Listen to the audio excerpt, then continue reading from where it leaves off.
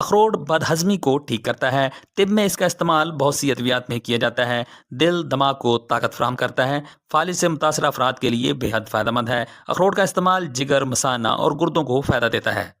सोजिश को कम करता है। अखरोट की शक्ल बिल्कुल इंसानी दिमाग की तरह होती है, इसलिए दिमाग को तकवीत देता है। अखरोट के तेल की मालिश फालज और लकवा में मुफीद है। अखरोट मकवी बा है। अखरोट खाने से कोलेस्ट्रॉल कंट्रोल में रहता है। दिल के अमराज से बचाता है। ज़ियाबतीस का खतरा टाल देता है। बाल, जिल्द और नाखून के लिए बेहद मुफीद है।